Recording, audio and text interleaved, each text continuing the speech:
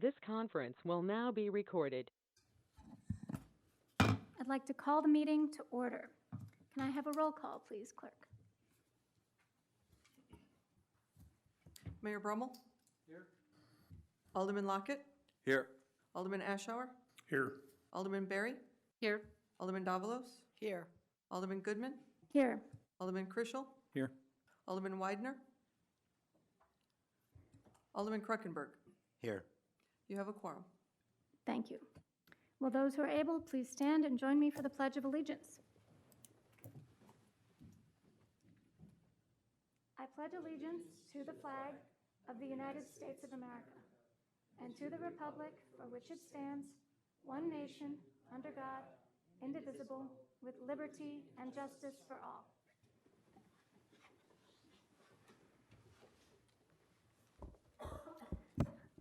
This is the time we have set aside for citizens' comments.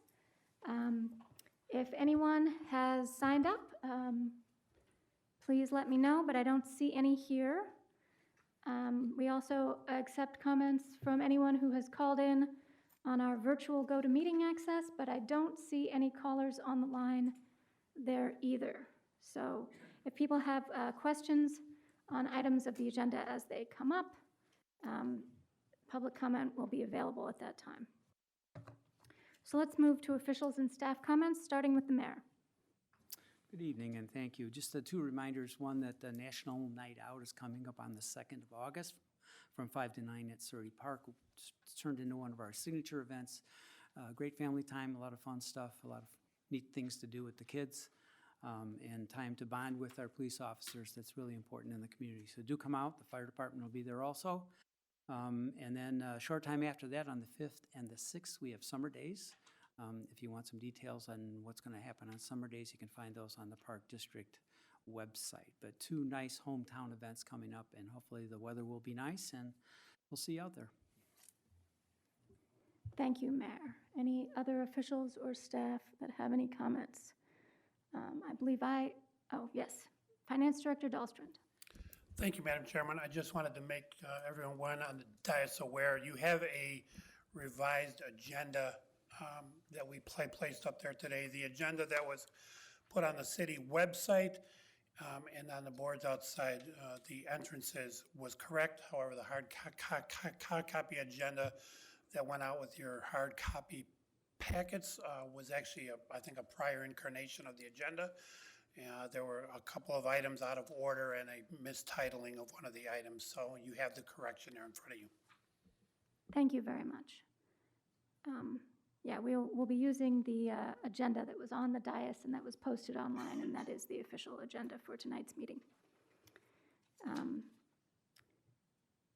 My announcement just had to do with the county fair, which I believe is going on this week over at the fairgrounds in Wheaton, and I believe that's Tuesday through Sunday this week. So come on out. All right, any further comments? All right, we'll move on to the business of the meeting then. Item 1 is the consideration of a resolution to place a question on the November 2022 general election ballot, asking to change the city treasurer from an elected to an appointed position. And we will begin with the mayor on this item. Thank you, Madam Chairman. Please reference in your packet F1 memorandum from John Coakley. Pretty much spells out what we're trying to do here. The idea is to change the office of treasurer from an elected position to an appointed position. This is what most communities do in our area. You may recall that in the April 2021 ballot, that was an open position. No one ran for treasurer. I was able to find someone who was very highly qualified to volunteer for the job. I appointed her, and she resigned shortly after that because essentially there was nothing for her to do. Our treasurer is de facto our finance director, which is true for most communities. So it makes perfect sense that if we don't need this position and if we're unable to fill it, even when we have a qualified person, that we might as well follow along with what other communities are doing and have our finance director, who in fact has been doing the job for years, be the official treasurer. So that would be my recommendation. Thank you. We'll start with, well, I was going to go to the finance director next, if that's okay. Finance Director Dahlstrand, any thoughts on this issue since it seems to concern you most directly? Thank you, Madam Chairman. I think it makes a lot of sense at this point. The majority of this work, actually all this work is done in the finance department. There are a number of other ways that would oversee what is being done, so it's not like they're throwing me out there and I can do whatever I want. That's not what this is about at all. There are plenty of checks and balances here that would make sure that we stay on top of what we're doing and we're doing things the correct way. And it is a position that really has not had a lot of interaction with me over the years. Bob Johnson was probably the one I had the most interaction with. And since then, there just hasn't been a lot of interaction. A lot of things have changed in the way we're able to do things, and has really made that interaction a lot less required than it was in the past. So I think this is a good call to make at this time. Okay, thank you. Alderman Krischel. Yeah, I was just curious, I mean, do we need this position, or could we just remove the position at this point, rather than an appointed position? That might be a question for the city attorney. The city treasurer is a position that's referred to in the Illinois Municipal Code, and there are certain duties that the treasurer needs to fulfill. Many towns fulfill those by designating the finance director as the city treasurer, and the positions sort of overlap. But you still have the title to basically tick the box under the state statute. So I hear what you're saying, that you could just eliminate the position, although it's just a statutorily required position that needs to fill certain duties. But who that is really what this is about, opening it up to being an appointed person versus someone who's an elected position. And that person who's appointed can be the same person who does other jobs. It doesn't have a distinct person.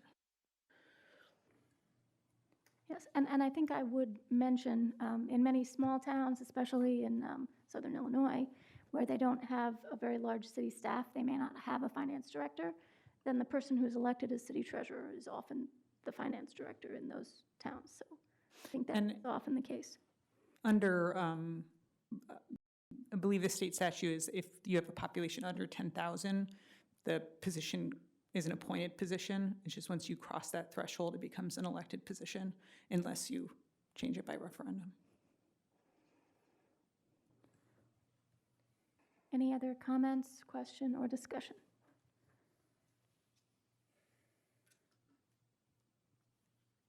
Alderman Kruckenberg? No questions.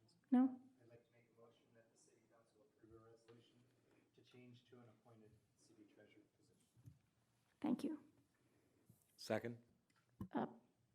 Motion by Alderman Kruckenberg, second by Alderman Lockett. Any further discussion? All those in favor? Aye. Opposed? Motion carries. For item number 2, we will go to Director Menser for the consideration of the revised ward map.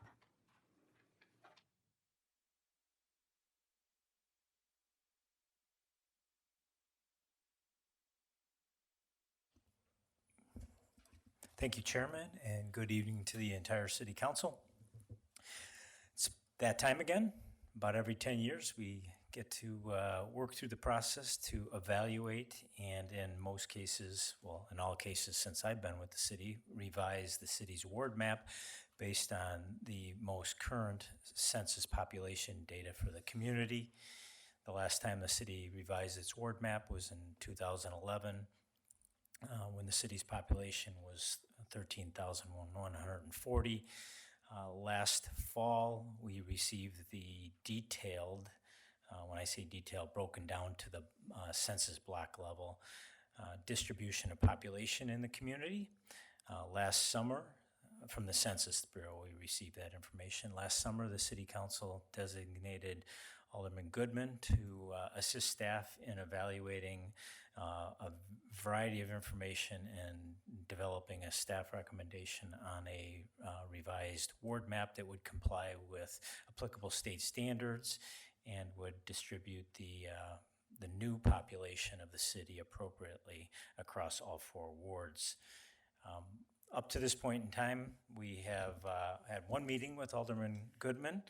She was also, just for reference purposes, she was also involved with staff in 2011 when we developed a recommendation and presented that to the city council that led to the adoption and approval of the ward map that is on the screen there.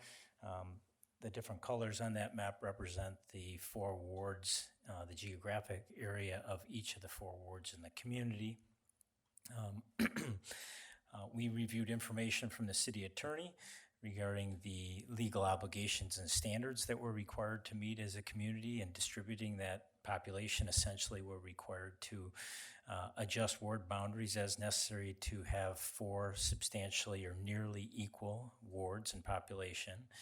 And we need to finish this work and adopt a revised ward map by the latter part of October of this calendar year.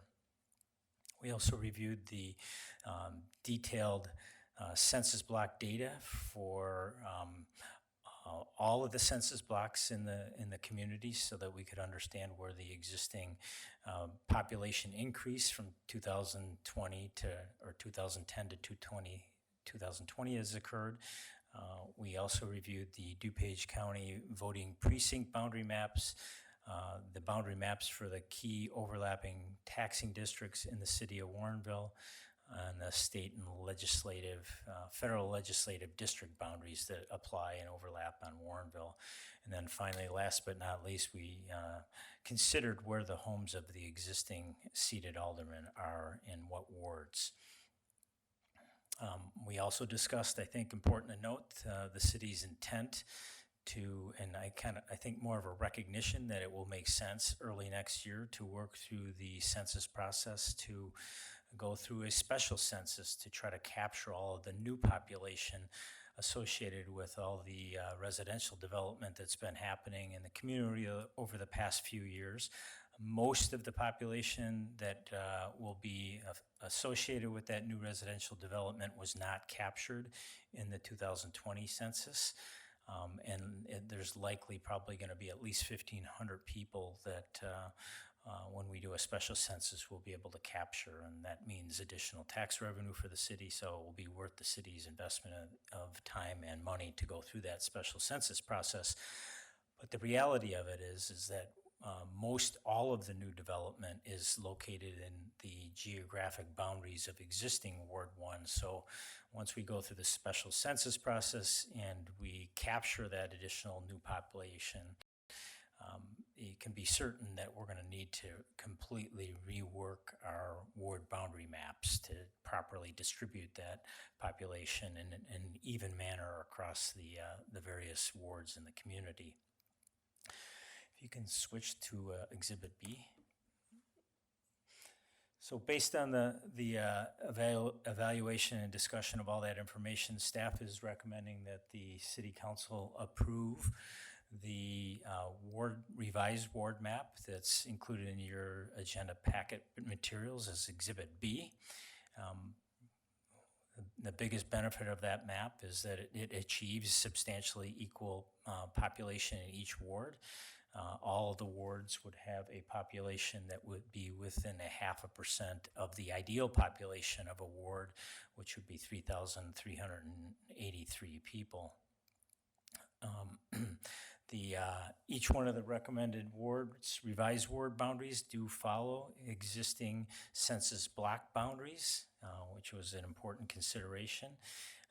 From a staff perspective, we were looking to try to minimize the number of census blocks that would need to shift from one ward to another under the recommendation that we're presenting this evening. And under this map, less than 10% of the existing census blocks in the community would need to shift from one ward to another ward in order to achieve that substantially equal population requirement. And then finally, last but not least, I think one of the benefits of the map that's being recommended is that it does not involve redistricting any of the existing seated aldermen out of their current ward.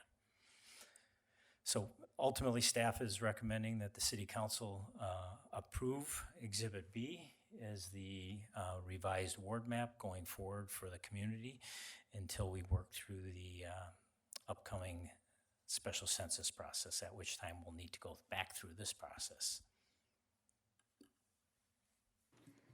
Thank you. Do we have any other comments or questions from staff? No? Okay. Questions from Alderman? Yes, Alderman Davalos. Thank you. Yeah, I just want to make sure I'm understanding the maps correctly. The third map, which is the census blocks changing. So we have these circles that are outlining areas in different colors than the circles mean that area, even though it's a different color, is now going to be in the ward that the circles that correspond to the color of the circles. That's correct. Okay. Yep. And that is then reflected on Exhibit B. So Exhibit C is just to identify the existing census blocks that would be, that are in one ward that would be moving to a new ward under the staff recommended ward map. And the color of the dots represents the ward that the census block would be moving into under staff's recommendation. Okay, so the area may be the same color that it was, but if it's encircled by, if it's surrounded, bordered by the little circles in a different color, it's now a ward of that color of the circles. Okay, great. I think I'm getting it. All right, and then can you just tell me the rationale in Ward 2? You've got that rectangle that goes north that seems to be in the middle. I'm just curious how the middle part was chosen as opposed to an edge to 59 or something. Or, I mean, it has to do with population probably. Yeah, so if you look at in your agenda packet backup materials, Exhibit A. Yeah, So Exhibit A is the existing ward boundaries, and Right. then the white lines, which mostly follow streets, outline the existing census blocks, and then the number in those census blocks represents the 2020 population. So you can see the rectangular area that you spoke of, which is basically kind of a finger of Ward 2 under the staff recommendation that would extend north of Batavia Road, has 138 people. If we went towards the edge, the smallest number of people that, if we went to like the west edge of Summer Lakes adjacent to Fermilab north of Batavia Road, and the smallest census block that's contiguous to Ward 2 is 205 people. So essentially we ended up using the 138 because it was able to allow us to get the closest to the ideal population number of 3,338. yeah, I can see that. Okay, okay. Which ward had the most increase in population? Based on 2020 population figures, Ward 3 grew the most since 2020, and Ward 2 shrunk the most since 2020. Okay, thank you. This is a nice presentation to see all that. I know it's a lot of work, and there's not a right answer. You just come up with the best you can, but this looks pretty good. I would acknowledge it's kind of like a Rubik's Cube. Yes, thank you. Okay, just a slight correction. I think you said since 2020, and it's between 2010 and That's right. 2020. We You're don't right. have any data since 2020. Right, you're right. I Okay. should have said since 2010. That's right. Yes. That's right. Yeah, but we know there have been population changes since, excuse me, we know there have been population changes since 2020, but we can't reflect those because we don't know what those numbers are. Exactly. Thank you for the correction. So just to answer a question that I was asked earlier today, the reason we have to do it now, even though we're going to conduct another census and do it again in a few years, is because we're required to, by statute, make the population match as equally as possible. That's correct. So even though these new borders will not be in effect for very long, we are required to go through this process now, and again in another few years. I have a few suggestions about the process that this should follow next time. I think that because of some delays in getting census data, this has been pushed a little later than usual. We don't usually do this process in a year ending in 2. We do this process generally in a year ending in 1, because in the 10s, you have census, and in the 1s, you have the data coming back, and then the lines are redrawn. But this has been pushed back, and a lot of that delay was not because of us, of course, but because we're going to be doing this again soon. I don't want precedent to be set based on the process as it happened this time. And when we do the census, the special census, I mean, in a few years, my suggestion would be as follows, that the process next time would begin with designating an alderman to work with staff. Second, that there would be a framework meeting to set up the priorities to be weighed in drawing the new districts, because we are expecting a very sizable population increase. There may be a question involving the number of wards. We need to know what those priorities are. Then once those have been established, thirdly, staff should work within those priorities to balance the various factors and come up with at least one workable map, which, fourthly, the stakeholder meeting with the designated alderman and the designated staff members to consider the one or more options and check that the map meets the city needs before it is brought back to the council. This process was not exactly how we did things this time, and my suggestion for the future is that we establish that as our precedent going forward. I think that would be the best process, and it's important to follow good processes here. And we generally tend to do that as a city. We'll have a little more control over the timing next time because the special census will be at our instigation. So hopefully we can make that happen. Are there any other questions or comments from staff or any aldermen or other officials? From the public? Okay.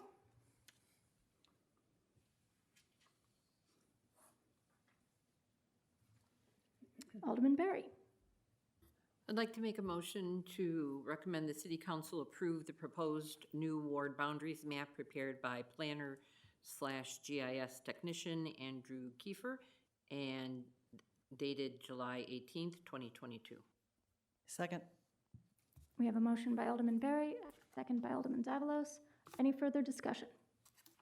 All those in favor? Aye. Aye. Opposed? Motion carries. Thank you. We'll move on to item number 3, the consideration of an amendment to the city code regarding solicitors and peddlers. I'm going to go to Chief Toronto, who I believe is joining us virtually. Chief, are you there? Yes, I am, Chairman. This was a item that was worked on by Deputy Chief Jacobson along with Executive Assistant Dawn Gravetti, that would look at updating some of our current codes with regard to our solicitors permitting process.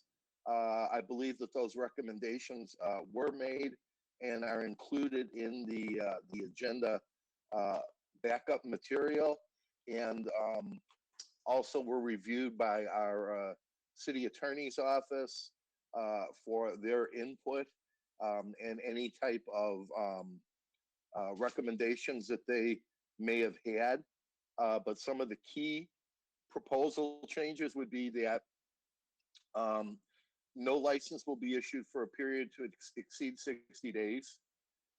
Prohibiting against solicitation on weekends and holidays has been removed from the ordinance, and every applicant must be fingerprinted and photographed by the police department in conjunction with the application.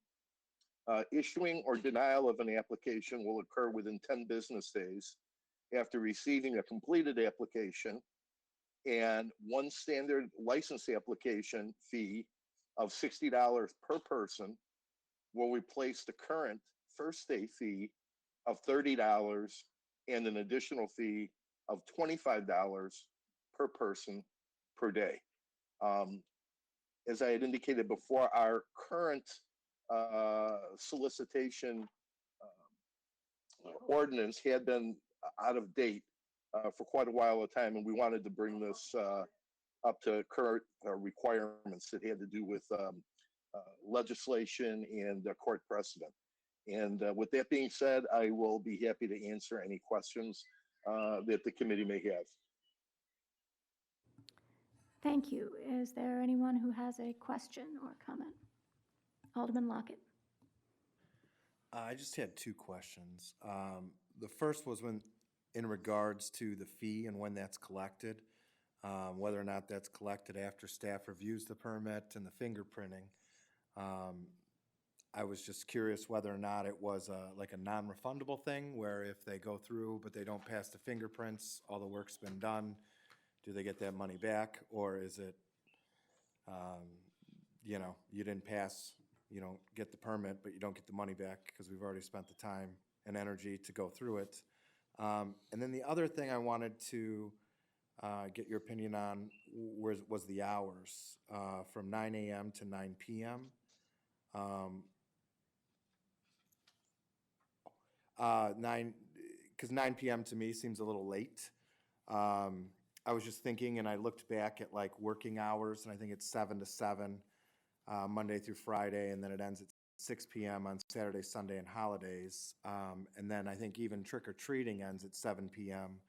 I guess I was just imagining, and I know it goes broader than this, but someone going door to door or whatnot and knocking on a door at 8:30, I think would just be a little bit late. So I'm not sure if we could still change some of this stuff. It's obviously not a deal breaker. It was just some questions I had. Thank you, Alderman. I believe that this was based upon, and I'll defer to our attorney, again, some of legislation or court decisions that were made, and this would be in line with what other municipalities did as far as the hours. I will say one thing, that if an individual does place a no solicitation sticker on their screen door or post it somewhere on their front door, then that solicitor would be prohibited from contacting that resident. And if they did, they would be subject to being cited for violating the ordinance. And with that, I would turn it over to the attorney for any comments that she may have. Attorney Linneman. Thank you. Regarding the time, the 9 o'clock time comes from multiple court cases. Generally, the courts have found that restrictions 9 or later are reasonable. Earlier than that, the court has said that they're an unreasonable infringement on speech. Solicitations actually a First Amendment protected activity. So the case law is really about what's reasonable, like what types of restrictions are reasonable on that protected speech. After 9 p.m., courts have held generally that that's perfectly understandable. But actually earlier, even though you pointed out that there are other rules about other things that end earlier, it's generally the recommendation to not restrict it earlier than 9 p.m., including the reason why we revised the ordinance. The current code restricts it, solicitation on weekends and holidays. That's also been found to be an unreasonable restriction. So that's why we've removed that restriction. So now it's just the same times every day of the year, basically.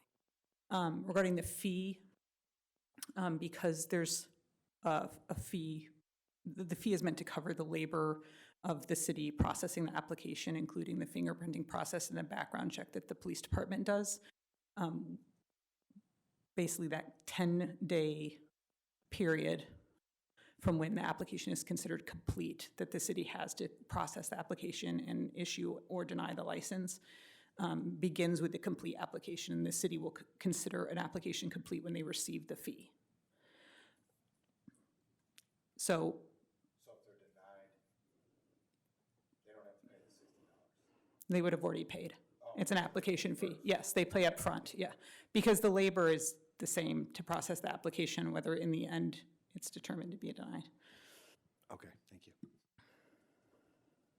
Right, I think that's true for many of our different fees. They're supposed to generally match with the amount of time and labor involved in staff work. Exactly. And we worked with the police department to evaluate how much time they generally spend per applicant. They spend quite a lot of time through the fingerprinting process and then, evaluating the background check. So we feel the fee accurately reflects the staff time. So the fingerprinting was actually a question that I had too. I know that there are situations in which we might charge to do fingerprinting. Is this in addition to a charge for fingerprinting, or would this fee cover the fingerprinting? The fingerprinting has been considered when we came up with a $60 fee. So it includes the fingerprinting. Okay. Anyone else have questions or comments? Alderman Lockett. I'd like to make a motion that the City Council approve an ordinance amending Title III, Chapter 4, Solicitors and Peddlers to include indicated updated language. We have a motion by Alderman Lockett, a second by Alderman Kruckenberg. Any further discussion? All those in favor? Aye. Opposed? Motion carries. We'll move on to item number 4, the consideration of a reimbursement of costs resolution. Finance Director Dahlstrom.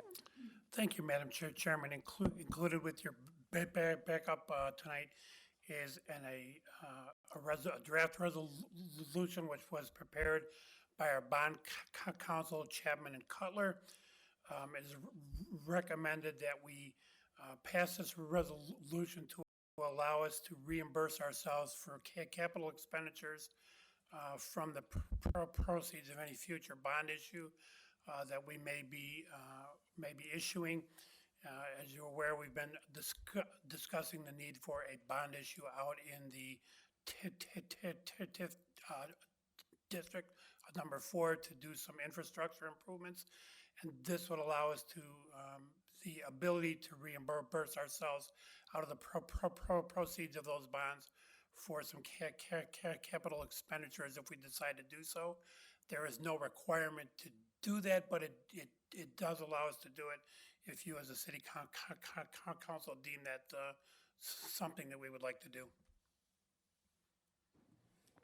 Thank you.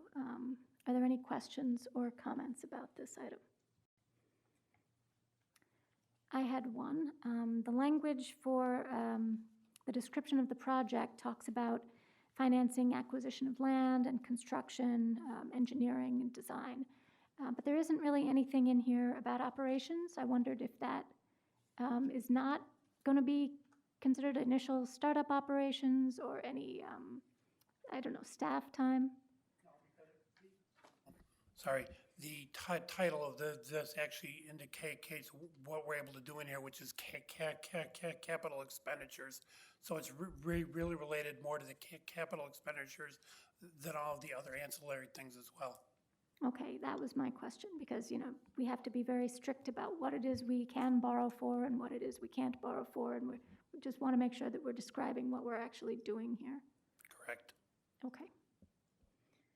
Any other questions?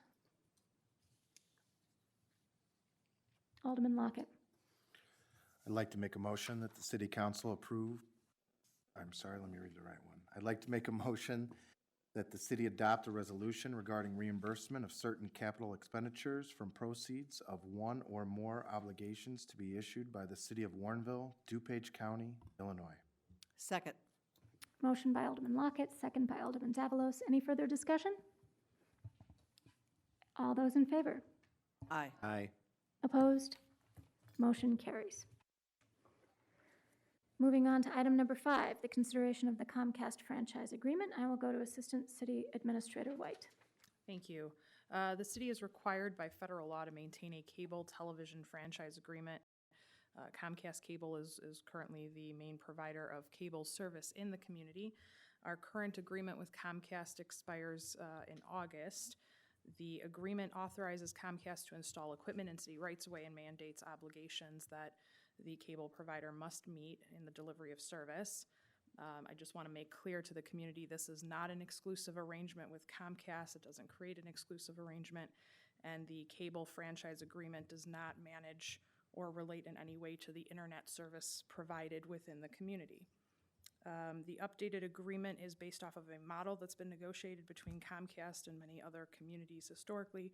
It's been reviewed by City Attorney Lenneman. We are finalizing a couple of sections, which will be presented in time for the City Council meeting next Monday. I'm happy to answer any questions. Thank you. I get questions about this a lot, and I think the emphasis on the fact that this is not an exclusive agreement is a particularly important one. I think there's some misunderstanding out there in the public that just because we have a franchise agreement with Comcast, that somehow we are keeping out other providers who might be able to provide cheaper services. I just really want to emphasize that that is not the case, and that we would be quite happy to have alternate, competing, cheaper services provided here in Warrenville if that was possible. Just because we have this agreement with Comcast, as we are required to by state law, doesn't keep anyone else from approaching the city with a similar set of services. They just don't seem to do that, unfortunately. Any comments or questions? Alderman Lockett. I'd like to make a motion, City Council adopt a resolution approving a cable franchise agreement with Comcast Cable for a 10-year term expiring in 2032, pending completion of attorney review. Second. Motion by Alderman Lockett, second by Alderman Kruckenberg. Any further discussion? All those in favor? Aye. Opposed? Motion carries. All right, we'll move on to item number 6, the consideration to suspend the electric aggregation program. Again, I'll go to Assistant City Administrator White, and I believe we also have Adam Hoover here from NIMAC if necessary. Thank you. Thank you. The city's current agreement with Eligo expires in October of 2022. This is generally the time of year that we would come back to the committee with a recommendation for a bid for future electric aggregation. Unfortunately, due to the volatility of the current energy markets, the energy suppliers are not able to provide us bids for the supply of electricity. NIMAC, as our consultant for many years, is recommending a temporary suspension of approximately 18 months in the provision of electricity through the aggregation program. We would come back and, I'm sorry, let me back up for a second. We would continue to monitor the energy markets through NIMAC and provide updates through those 18 months, but we are hopeful that the markets would stabilize in time to then consider a new program, or I'm sorry, the program would still be in place, but to consider bids for the electric supply. And as Alderman Goodman mentioned, Adam Hoover from NIMAC is here, and he can answer more specific questions. There is a memo attached to your packet as well that talks a little bit more about this. Thank you. Mr. Hoover? All right, can you guys hear me? Is it good? Yes. Up a little bit more, thank you. This is what I need. Yes, my name's Adam Hoover. I'm with NIMAC. We help Warrenville purchase electricity for your own water pumping stations. But the other thing we do is municipal aggregation consulting. I will be very brief. Markets aren't good. I think many of you know that. Currently, your aggregation deal provides a civic payment to the city, but more importantly, at least in our opinion, 100% green energy. So every resident that's participating in it is pretty much getting green energy. However, since the markets are so volatile right now, in October, our suppliers cannot offer any deal, not the rest the same. This is happening to hundreds of municipalities in Illinois, so Warrenville is not alone.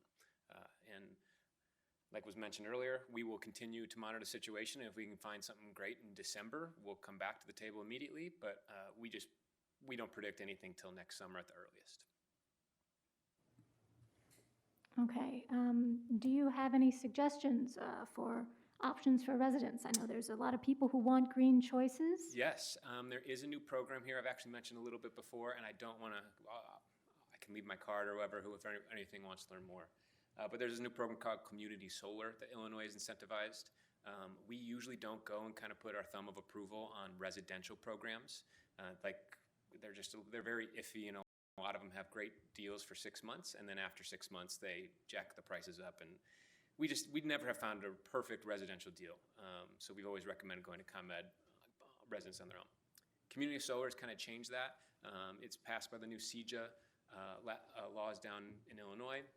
Long story short, residents can save 20% on their supply, so about 10% on their energy bill. And they can also be supporting solar energy without having to install solar panels.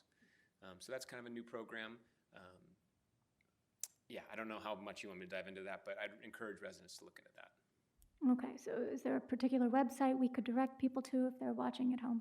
We have two suppliers we really trust. MC Squared is one, and Solstice is another. Just so you know, another opportunity is to send mailers out. Our suppliers would pay for those, and we could send those out on the supplier's cost, and we kind of send a brochure or mailer out kind of with the Warrenville logo on it, but that's a whole nother conversation, but I'd be glad to answer any of those questions too.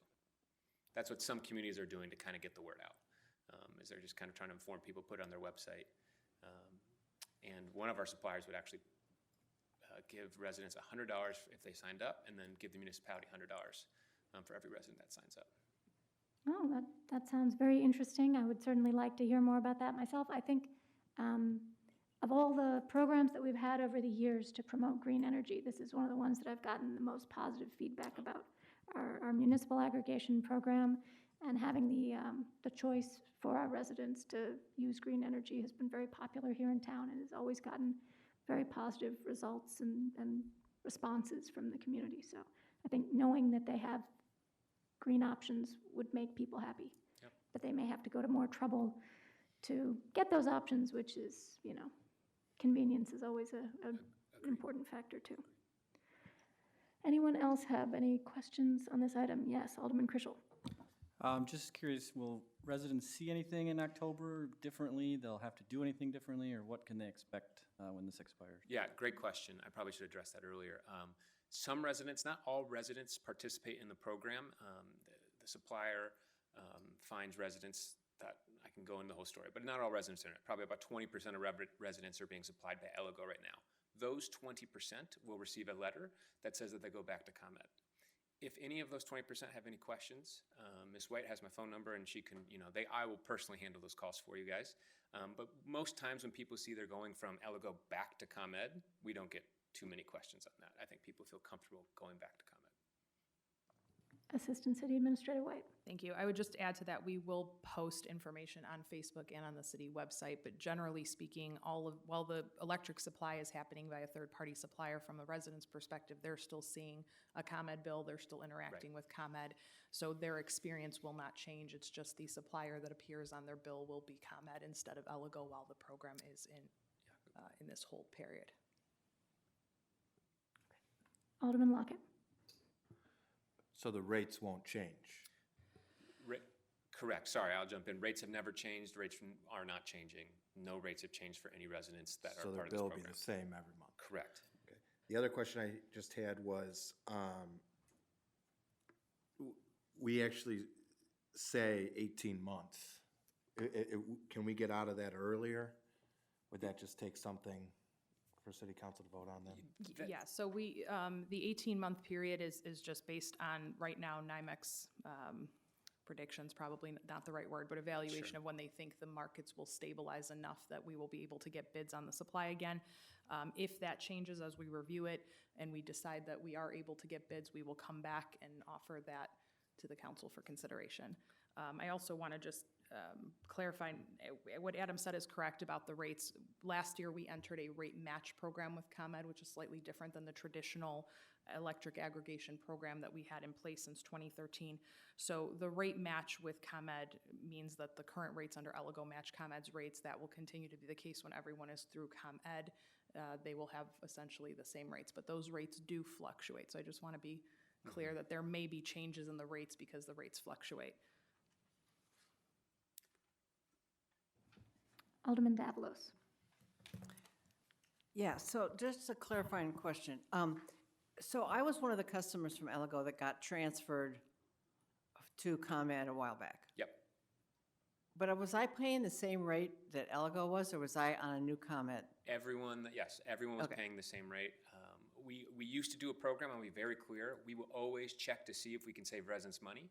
5, 6 years ago, maybe 3, 4 years ago, the rate was everyone in Warrenville would get option to join the program at 7 cents compared to paying ComEd's 9 cents. These are estimates, but you get the idea. Our suppliers no longer can offer that. So our kind of creative solution is to offer a civic contribution to the municipality, but like I said, more importantly, 100% green energy. So that's kind of the benefit from the city's perspective. The residents' rates will never change. I mean, they do change from month to month, but they match ComEd's rate is the better way of putting it. So you have always paying ComEd's rate. So in October, then, everybody will be switched over to ComEd and paying that rate? Correct, Okay. unless someone has found a private supplier, then they Right. have the right to do their. And what happens to, I don't know if it's Assistant Administrator White or you, what happens to our civic contribution? Has that already been dealt with for this year? So there is a civic contribution that came with the current contract. We have some recommendations that came from the EAC that we need to bring forward for the use of that money. After October, when we are no longer in a contract and everyone goes back to ComEd, there won't be a civic contribution until we look at new bids and determine if that's a part of the program moving forward. So we won't get the one from this year? We will receive the civic Okay. contributions that were part of the contract for this current year that started October of '21 and ends October of '22. Terrific, thank you. Yep. All right, any further discussion? Comments or questions?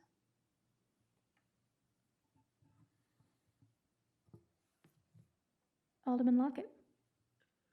I'd like to make a motion, City Council adopt a resolution approving and authorizing a temporary 18-month suspension of provision of electricity through an electric aggregation contract pursuant to the electric aggregation program. Second. Motion by Alderman Lockett, second by Alderman Kruckenberg. Any further discussion? All those in favor? Aye. Aye. Opposed? Motion carries. Thank you very much for coming.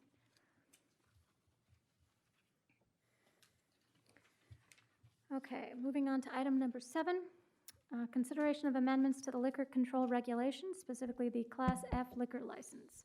Finance Director Dahlstrom. Thank you, Madam Chairman. In your backup tonight is proposed verbiage that would create a new Class F liquor license. This allows places such as the Indie Art Park or beauty salons. Is that the right term? Sorry. Beauty salon is that the, sorry, I don't really need one, but, so it would allow them to serve their patrons a complimentary glass of wine or beer while they're there for their appointments, and it would allow the Indie Art Park to serve their guests wine or beer during a gallery opening that they would have on site. We do not currently have a liquor license class that would allow for this, and this proposes the new class then that would allow them to do so. Thank you. Any questions about this? Alderman Davalos.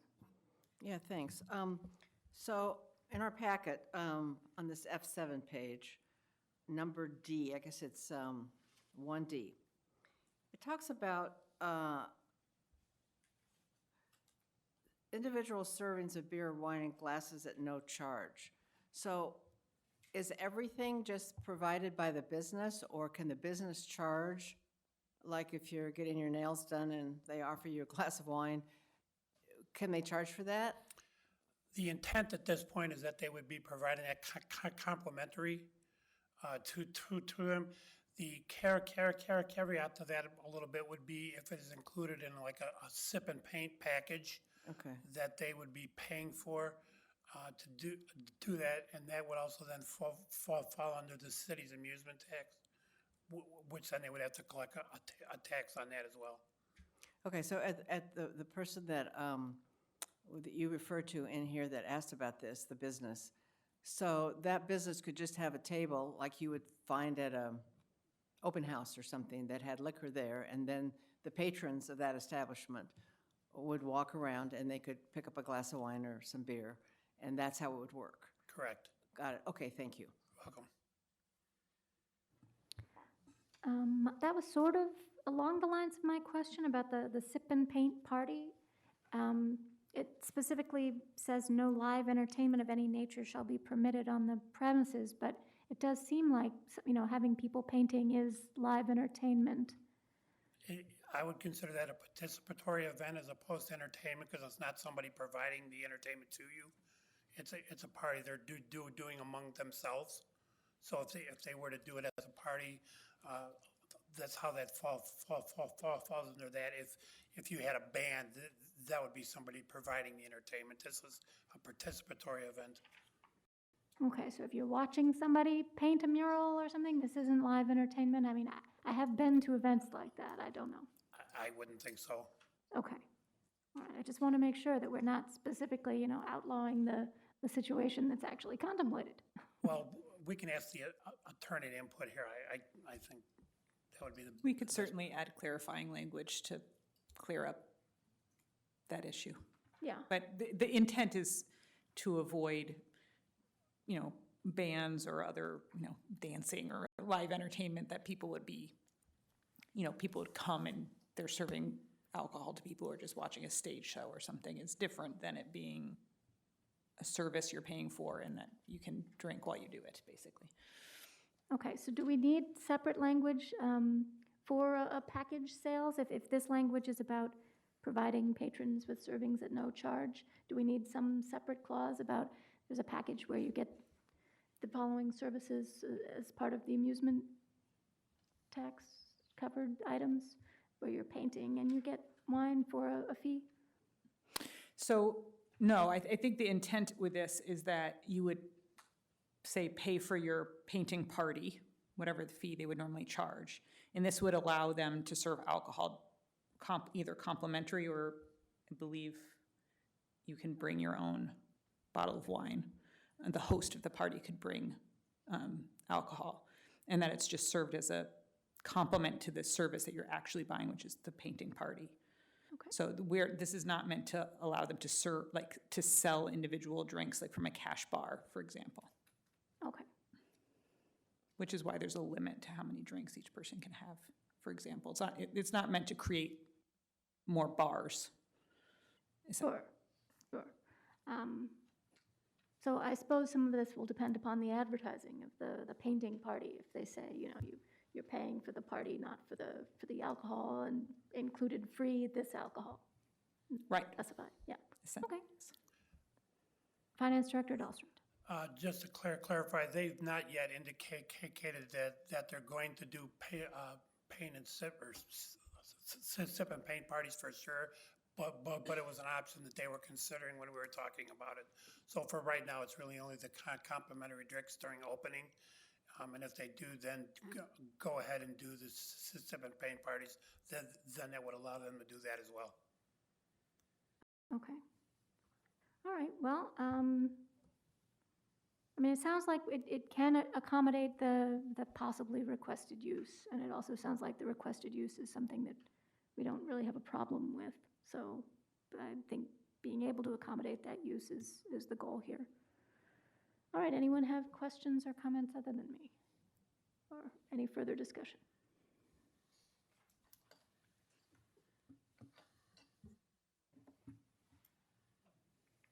Alderman Berry. I'd like to make a motion to recommend the City Council accept staff recommendation and direct staff to work with the city attorney to prepare an ordinance to amend the City Code Title III, Chapter 2, Liquor Control Regulations, creating a new Class F liquor license. Second. Motion by Alderman Berry, second by Alderman Lockett. Any further discussion? All those in favor? Aye. Opposed? Motion carries.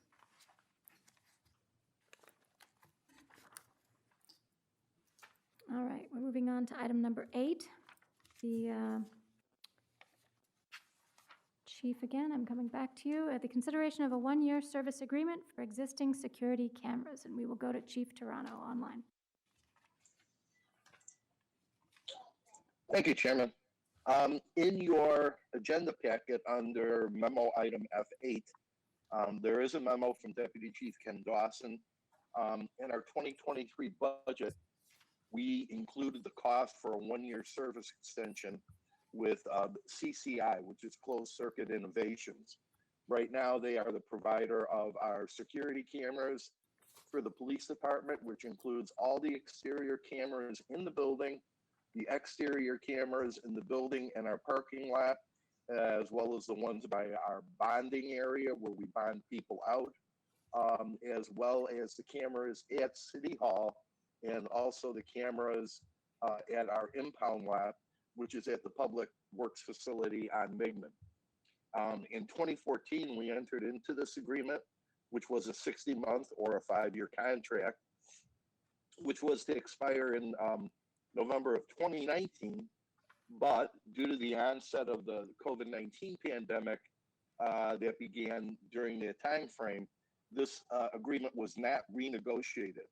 And since then, CCI has been paid for their services at the contracted and billed amount of $1,100 per month. CCI continued to bill the city at this rate for the services and has not changed since the expiration of the contract in 2019. So basically from 2019 till current, we have not had any increase in the contracted fee.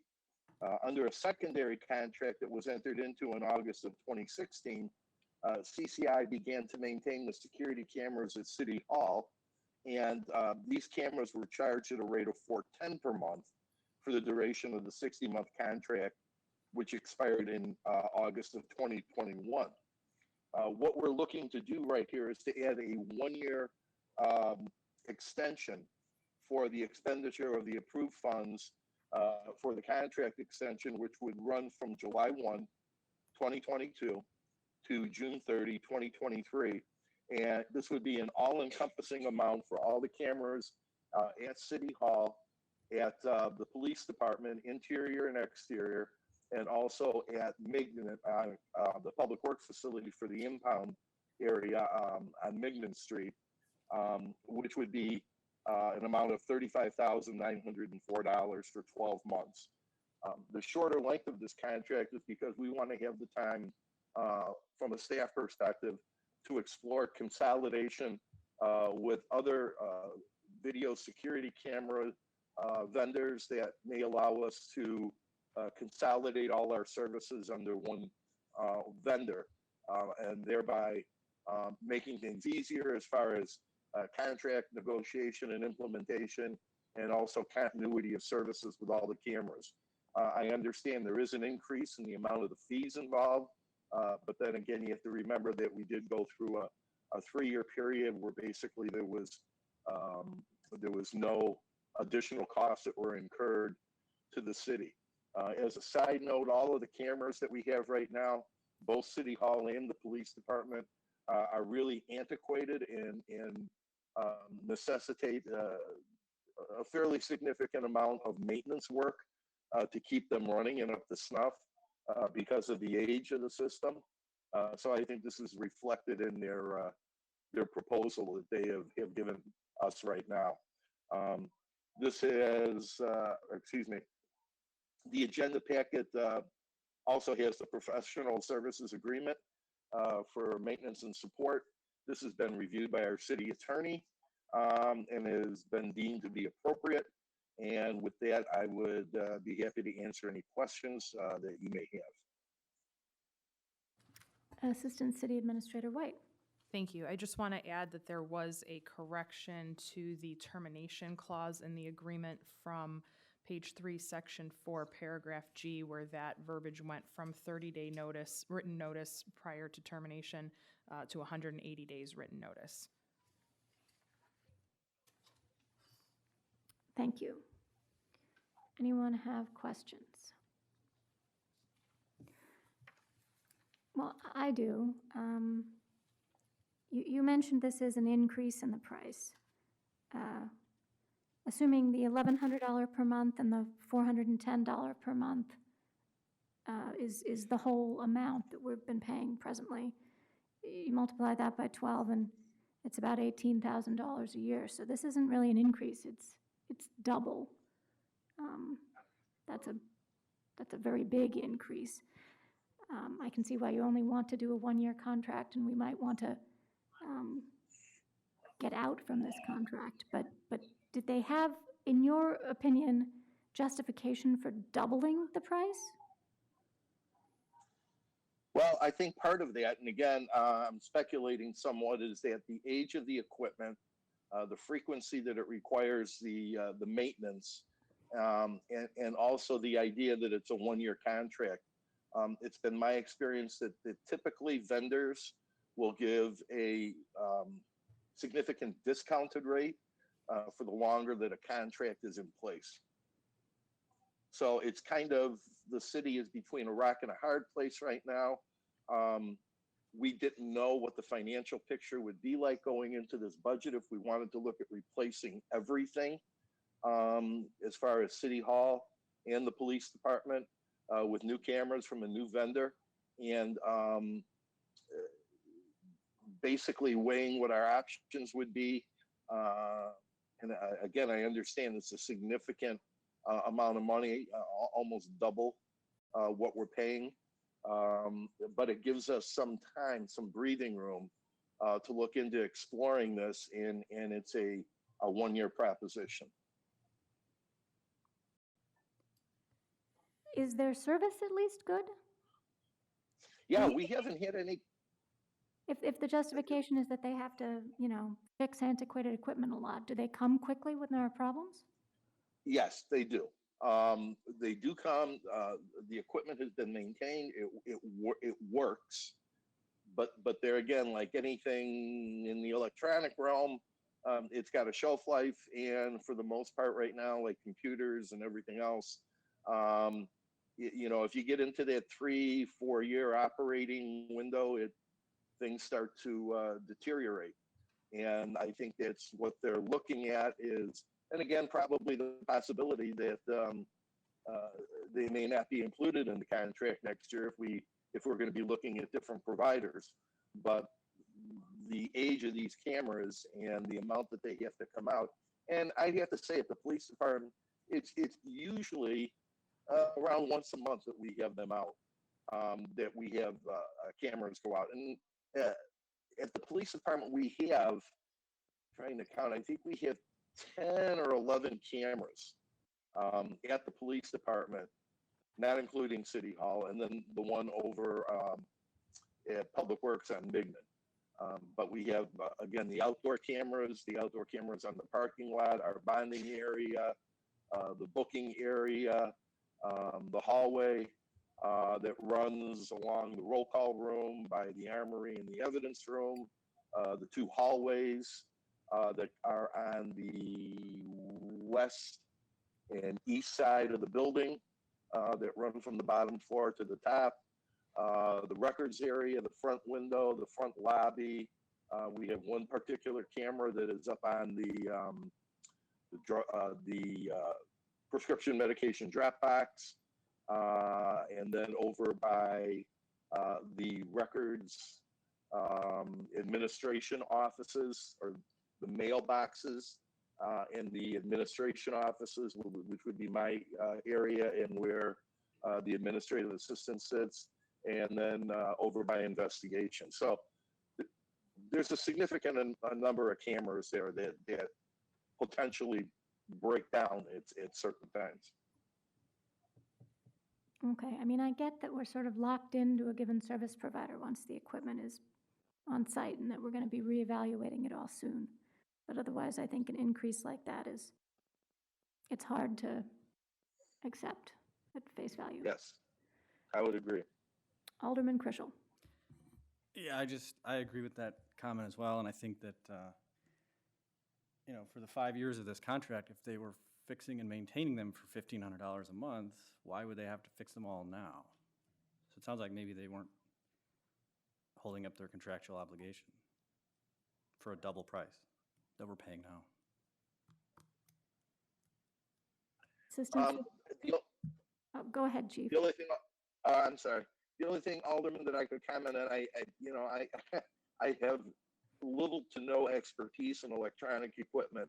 The only thing that, again, from an experiential point, is that the older equipment gets, the higher the frequency of having malfunctions and equipment problems. And it's just kind of the nature of the beast that we see, whether it's our in-car cameras, our police radios, the breathalyzer machine, anything that we use that's electronic in nature will tend to go down more frequently the older the equipment gets. And I think the big issue with this is that if we were going to negotiate a 5-year contract with them and potentially look at new equipment, I don't think the rate would be this high, but we would be precluded then in the near future from looking at potentially replacing all of this equipment. Okay, Assistant City Administrator White, you wanted to respond? I just wanted to kind of emphasize what Chief just brought up. I think part of the significant increase is that we are looking at just a 12-month renewal and not a multi-year. I also believe the vendor has experienced increases in the cost to replace parts and equipment because of the inflation on just equipment in general and the difficulty in getting parts for the equipment. I believe that's also a factor in the amount. It is a significantly large increase, and were it not, as Chief said, for the fact that we have these cameras and we need to continue to operate them until we can put out a bid or get some other competitive pricing and see what our options are. We do need to continue to maintain the system we have. Alderman Lockett.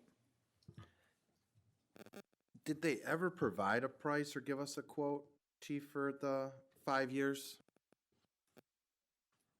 I don't think that we specifically asked that because, again, it was something that we were looking at consolidating with a potential new service provider that is doing a lot of our video stuff with our body cameras and what the next item on the agenda will deal with. And this is what we were potentially looking at in the future, is to consolidate that. So knowing that going into this, we never really pursued a 5-year agreement. Because I guess the one thing that would concern me, right, is that if you do go to another provider and then that provider comes and says, hey, these cameras, I know you just replaced them, but they don't work with our technology. And then it's, back to that one-time fee where it's always larger. And then, the cost to monitor it and maintain it would be less. So with this cost that is being presented, that obviously includes new equipment. But it's just one of those where if you are engaging somebody else, if we can ask others if it's a universal camera that can be used by others, or if it's just something that's somewhat signatory just to them. Yeah, what potentially what we would look at in the next budget year, which would be 2024, would be other vendors, and the one in particular that we have looked at, and again, no decisions have been made, but it's something that would have compatibility with everything that the police department is currently using now in way of our body cameras and in-car cameras. There would be compatibility and continuity, and it would completely alleviate all of the storage burden that the city has from some of these cameras right now, as far as the data. Alderman Berry. Did we get a breakdown like you have here, $1,100 a month and $410 per month for camera repairs and maintenance? Do we have a breakdown like that so we know where this $35,000 is coming from? Or are they just going to do everything for that amount? Yeah, what they times as we need. Yes, they do. It's an all-encompassing agreement that if a camera would break down, they would repair it or replace it with something similar that they would have. And again, we don't own these cameras. We we buy the service. And if they had to put up a new camera, they would do that and repair whatever would need to be repaired. However, at the end of the agreement, if we decided not to go with this vendor again, all that equipment would be removed because it doesn't belong to the city of Warrenville. Thank you. Yeah, that is more efficient generally to do it as a service contract, so that the cost for replacement or repair is on the service provider, and we're just renting the service, and we don't have to own, especially for electronic equipment. I think that is cheaper in the long run. Are there any other questions or comments? I don't see any more hands. Alderman Lockett. I'd like to make a motion that City Council approve a one-year contract extension with Closed Circuit Innovations, Inc. in the amount of $35,904.00 for the period of May 1st, 2022 through April 30th, 2023.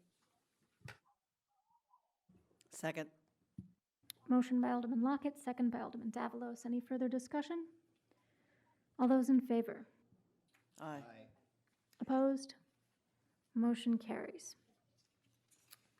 All right, we're moving on to item number 9, the consideration of a one-year service agreement with Flock Group Incorporated. And we'll go back to you, Chief Toronto. Thank you, Chairman. This is something that we are really looking forward to, that we think is going to put Warrenville on the cutting edge of having a great investigative tool and crime reduction tool. And that's the license plate recognition camera system, which we submitted a decision package in the 2023 budget because it would be a new program not to exceed $25,000 in cost. Based on that, we have looked to contract with Flock Safety, who we currently are using their body-worn cameras by our officers throughout the entire department, and we're also replacing, as needed, probably 3 a year, our in-car cameras. This is a compatible system, but these license plate recognition cameras would be something that would be installed along our county roadways and some of the state roadways. There's a permitting system involved. Flock, again, would own all of the equipment. These cameras are solar powered. The type of solar technology has been tested by them in the remote northern areas of Canada, where you don't get a lot of bright sunlight and you have extremely cold temperatures. And everything is indicated that it works very, very well. Currently, they're being used by the Bolingbrook Police Department, DuPage County Sheriff's Department, Burr Ridge, Bensonville, Elk Grove Village, Naperville, Villa Park, Willowbrook, and Wooddale, and also Lombard. West Chicago is in the process of negotiating with them right now. However, their budget cycle in West Chicago is different from ours. So I don't know if their budget process, their fiscal year is completed yet, and they've approved the budget. But in any event, what we looked at with these are to have 9 mounted cameras throughout the city of Warrenville. And what I have done is included a map, and I can go over that with you, as well as the locations that these would be installed in along our routeways, which would include some municipal, some state and county ones, but we'll be looking at putting a camera at southbound Route 59 north of Mack, northbound Route 59 north of the Prairie Path, eastbound Butterfield west of Briggs, westbound Deal west of Davis, southbound Winfield south of the eastbound I-88 exit ramp, northbound Winfield south of the eastbound I-88 entrance ramp, northbound Winfield, north of the westbound I-88 exit ramp, southbound Winfield Road, south of Butterfield, Route 56, and eastbound Ferry Road west of Winfield Road. Now, what we did was an analysis of our crime data, looking at where the locations that we had highest incidents of crime. These could be burglary to motor vehicles. These could be armed robberies, hit and run accidents, what have you. And what we looked at was these were the points where we felt there would be the greatest likelihood of egress and ingress to the city and escape routes. And also on the recommendations of the consultants from Flock, we felt that these would be the most advantageous places to put these cameras. They take care of all the installation, the cameras, the maintenance and the upkeep of the cameras, and the permitting fees.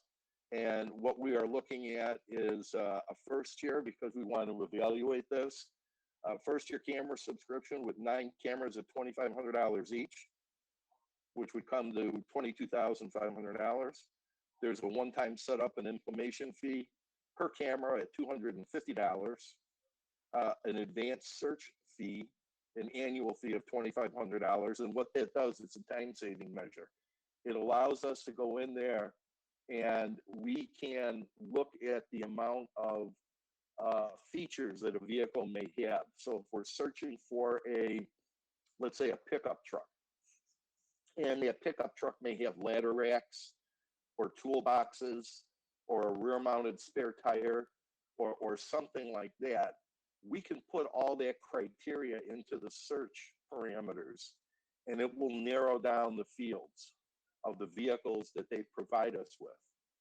Now, what they provide us with, again, are the photos of the vehicles and their license plates. Now, Flock uses technology that is not just infrared, which would necessitate only being able to, be used with a metal plate, but this will also pick up temporary registration tags. Obviously, if there's no plates on the car, they would not have that. But we would get a photo of the plate, a photo of the vehicle. The continuity between this system, the pole-mounted cameras, would also exist with our body-worn cameras and also our in-car cameras, which would mean that once, if this system was approved and up and running, we would have the ability to have an officer out on foot patrol.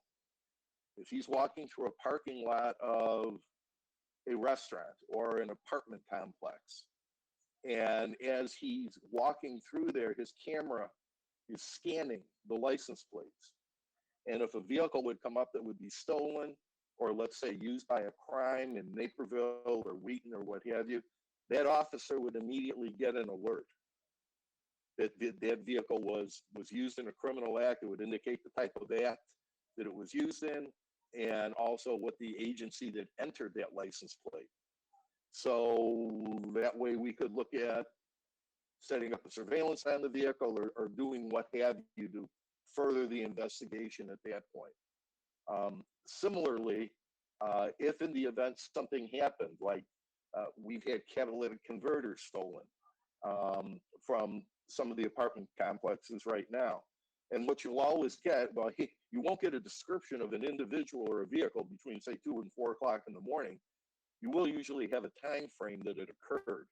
So what we can do is we can go back and look at that camera that's mounted on, say, northbound Route 59 or southbound Route 59 or over by I-88, and we could look at that time parameter between 2 and 4 a.m., and it would give us a list of the vehicles that we would be looking for. So typically in a catalytic converter theft, it's difficult because of the amount of tools and the people that you need to transport it in a small sedan. So usually they have a panel van. So we would probably be looking for pickup trucks or panel vans that would be able to include a reciprocating saw or potentially some type of a torch, a propane torch that would be used to cut the connection, the catalytic converter. And again, it gives us the opportunity Now, the only thing that has changed in this proposal is that the state of Illinois, for the permitting costs, which would be on IDOT designated roadways, which would be Route 59 and Butterfield Road, Route 56. The state has increased these fees from $250 to $750. So there was a $500 increase in those. FLOC has kept their installation and permit for non-IDOT roadways, which would be all the county roadways that we would use and mount them on, would remain at $250. So the total price increase is $1,500 over the originally quoted price. And again, this would be for 9 cameras. The data is all stored by FLOC. None of this is required to be maintained by the city as far as purchasing or having additional servers. The data belongs to the city of Warrenville, and it is maintained by FLOC for 30 days unless we would put a hold on that particular data, those particular photographs that we would want to be preserved. Then it would be held. But at this point, again, we feel it's an excellent crime fighting tool. And initially, the first year total costs for this entire endeavor for the 9 cameras, which would be $27,250. And then every year after that, it would be an annual ongoing cost of $25,000 for the 9 cameras. So I've included all of this in the backup material for you, along with a contract that's been reviewed by our city attorney and has been deemed to be appropriate. And if I have any questions that I can answer for you, I'd be happy to do so. Thank you. Are there any questions? I guess your presentation was so thorough, Chief, that there are no questions. Thank you. Alderman Lockett. I'd like to make a motion, City Council approve the government agency agreement with FLOC Group, Inc. Second. We have a motion by Alderman Lockett, a second by Alderman Davalos. Any further discussion? All those in favor? Aye. Opposed? Motion carries. Thank you very much, Chief. You're welcome. Okay, we'll move on to item number 10, which is the informational update on the ERP implementation project. And I will begin with Finance Director Dahlstrand. Thank you, Madam Chairman. It was requested that we provide an ERP implementation update at each of these meetings. Our first one of those will be tonight. As you know, we've been fighting this battle for far too long. We do feel, however, though, that we are making some progress at this point. Recently, we have seen a demonstration, actually it would be our third one, of the utility billing, which is being developed. So far, it looks good. There is a little ways to go on that. We've seen the majority of what we've seen so far has been the maintenance of the information and how it is presented in our system. Where we are going next would be where we actually see the calculations for how bills actually work, how the bill registers created. We will be running that in parallel with our current system so that we can make sure all that is developed correctly.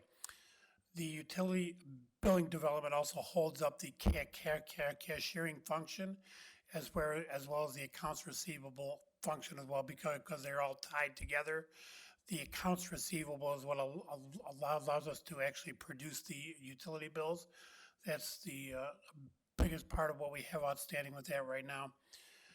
We have also had some ongoing issues we've been fighting with related to payroll. We have a meeting with them tomorrow, which is the intent of tomorrow is to finally resolve all of those issues.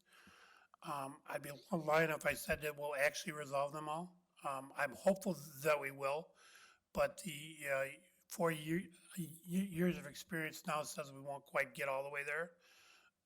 Believe me when I say I want to be wrong on that, and I hope we do have them all resolved tomorrow. So we'll see how that goes. And the Community Development Department and Public Works have been working extensively with Mazik or Quisitive on their piece of this application.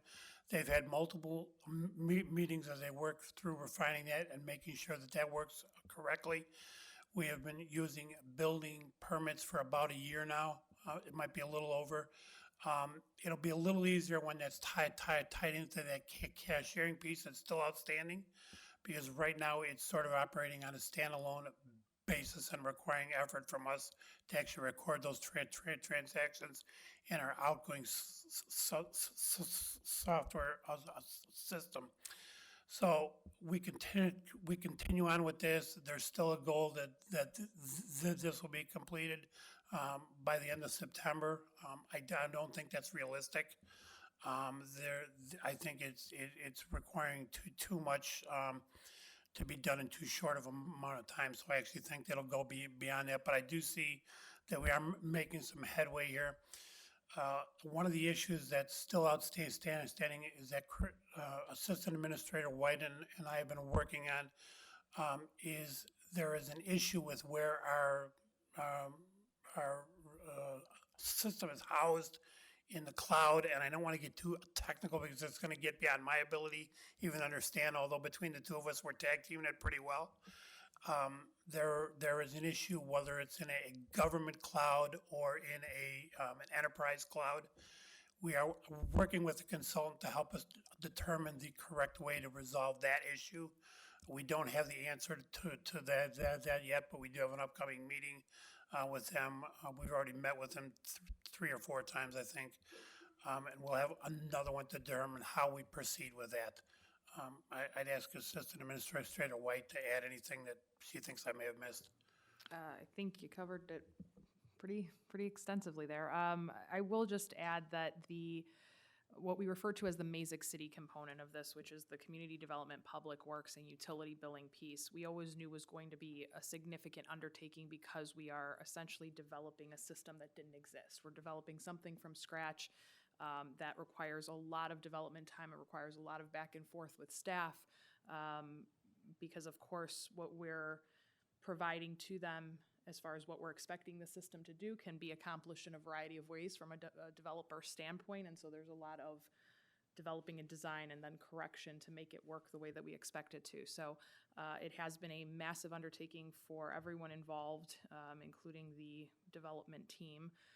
But we are making substantial progress, and community development's actively using the permits side of it. Public Works is testing and using the work order piece out in the field and identifying issues and corrections as we go. We have made a conscious choice not to roll out the public, what we're referring to as the citizen portal. That's been developed. It's been tested by staff internally, but until we get some of these other pieces developed, tested, try to break it as much as we can, and then fix it and test it again, we don't want to release it to the public until we feel like we have something that is comprehensive enough that it has value to the public. So, but we are making progress. Thank you. Are there any questions? We appreciate the update. Oh, there is a question. My apologies, Alderman Krischel. That's all right. Just one quick, I think a meeting, we were sitting in this room a couple months ago, and I think the date was sometime in September to be all done. Are we still planning that pizza party, or what? Well, as I mentioned earlier, that's the goal. I don't really think we'll make that goal. Not for a lack of not trying to hit that goal. There is a lot of things that have been happening on their end and ours. We have made a significant amount of progress from where we were even a few months ago. So I think it's probably going to be a little past September. I don't want to say a date because I really don't know. We are pushing as hard as we can to get this thing done, because I know everybody wants to go back to doing their real jobs instead of being implementers. And that's what and that's what we want to do, and that's what you need us to do. So we're doing our best to get there as best we can. Okay, thanks. Okay. Seeing no other discussion, I will move on to item 11, which is information only. It's an informational updates on the Administration, Finance, and Police Department fiscal year 2023 work plans, as well as the decision packages. Just to have a chance for anyone to ask any questions on that. If there are any, please raise your hand. Nope. All right, then I will go to item G and ask the chief to come back and talk about commendations. We have had some commendations included in our packet. Most notably at the 4th of July celebration, I received many emails from citizens. It was also posted on the Joe Warrenville Facebook of how friendly and approachable our officers were down at Cerny Park in playing basketball and Nerf football with the kids down there. There was one of our officers that was giving former Mayor Lund a ride on the swing by pushing her, and it was just a great example of how invested our officers are in the community, not just in the role of crime fighters, but in the role of being good, collaborative, helpful neighbors and citizens and servants of the public. So some of the other things that we got were some nice recommendations from the Metropolitan and Emergency Response and Investigation Team, where some of our officers assisted in the forensic investigation and also the criminal investigation of some significant cases. And I believe we had one where Community Service Officer Josh Perry assisted a disabled motorist and provided them with the services they needed to get on their way. So that's all I had under that item. Thank you very much, Chief. That's always a very nice thing to hear. Alderman Davalos. Yes, very quickly, I just have a personal comment about these commendations. I took a ride along when I first became an alderman with Sergeant Brian Melvin, who is talked about in the Winfield Police Department letter. Number one, I'd encourage anybody who has not done that to do it, because I learned so much about so many things that has actually helped me make decisions when we have issues with the police department that we have to decide. But the personal comment that I want to make is on that ride along, I saw Sergeant Melvin in a situation where I was required to stay in the police car, which was great. I didn't want to get out of it, where he de-escalated a situation that I did not think was going to be de-escalated. Now, I didn't hear all the conversation, but I saw the beginning and the end, and it was de-escalated. So I've always remembered that, and I read in the letter from the Winfield Police Department that Sergeant Brian Melvin is being thanked for de-escalating another situation. And so if we need anything from the news and in the area that we've all been reading, it's people that are trained and committed and know how to de-escalate. Because I think that's a great step toward calming things down, which need to be calmed down. So I just want to say our police department, once again, is been well-trained. They know what they're doing. They practice. They have skills and gifts that they're offering. And we should just be so grateful for this police department, because these officers are doing what I think most cities in the United States want their officers to be doing. And we have it right here year after year after year. I think it was 12 years ago, maybe 11 years ago, that I took that ride along. So Chief, just thank everybody, because they are doing a good job of things that really need to be done in a style and a manner that needs to happen. So I personally am just So grateful. So thank you very much for sharing these commendations with us. Thanks. Thank you, Alderman, and I will certainly do that. And just as a side note, we have, all of our officers have been extensively trained in crisis intervention and de-escalation techniques. That is something that we stress. We do it regularly, both at in-service training and roll call, and also in classes that we send our officers to. This has become an integral part of the curriculum at the Suburban Law Enforcement Academy at College of DuPage, where we send all of our officers for their basic recruit training.